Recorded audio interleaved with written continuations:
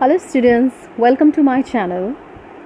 In the last video, we started a discussion on the essay Heresy of Paraphrase by CLEANTH and we talked about how CLEANTH explains the different elements employed in a poem should be studied together and not in bits and pieces.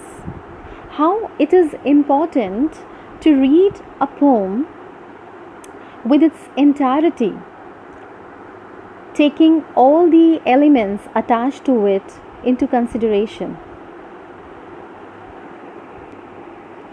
Brooks in his essay also talks about how poetry works on its own terms and how it has its own universe, its own world. And further in his essay, Brooks makes it quite clear to the readers and critics as well that a poem cannot be reduced to mere a summary or a prose explanation. Generally, we as readers or as critics try to paraphrase a poem in order to get some sort of meaning out of it. We try to attempt paraphrase on a poem to get a final meaning, a final understanding of that particular poem. And this is what Brooks objects. Paraphrase is what? Paraphrase is when we try to restate something, for example, a poem. When we are into reading a poem, we try to restate the lines which are there in the poem so that we can understand the meaning of the poem in a better way. We try to restate them in a different way. And this is what, according to Brooks, spoils the beauty of the poem. And this is what Brooks calls the heresy of paraphrase. The very belief of the readers as well as the critics that by paraphrasing any poem, we can reach the real meaning of the poem. We can analyze the poem in the best way. And according to Brooks, this is where we are at fault. So according to Brooks, it will be quite unjust to abstract a poem. A poem, as mentioned earlier, employs literary devices and other elements which add to the sublimity of the poem. And poem works on a paradigm of its own. It has a universe belonging solely to it. And this very universe is embellished with the gems taken together, and they complete the pattern of the poem.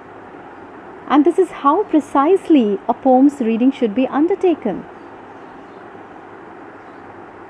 And in Brooks' words, I quote, "All materials have precisely the same potentialities, as if the various pigments on the palettes had the same potentialities, any of them suiting the given picture as well as another.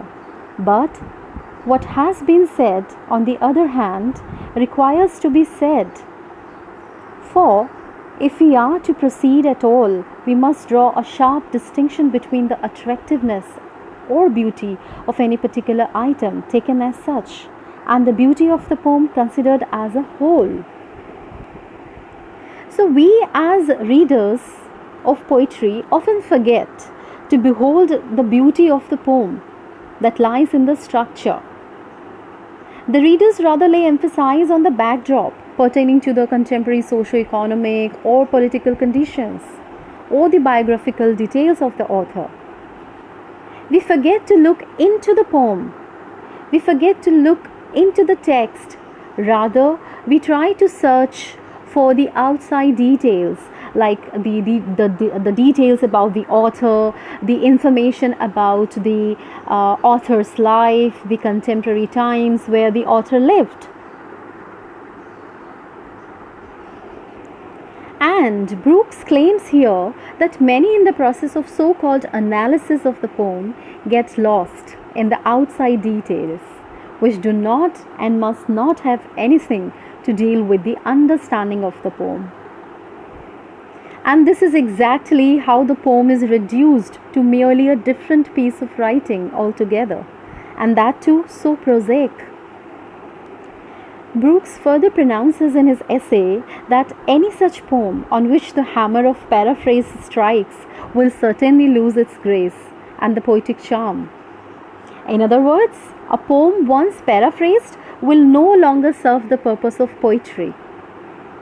It will not be an independent entity then, because in that case it will be bound within the walls of paraphrase.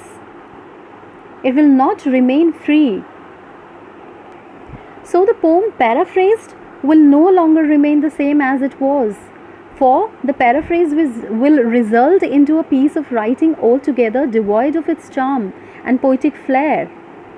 One needs to stay within the poem itself to enjoy it.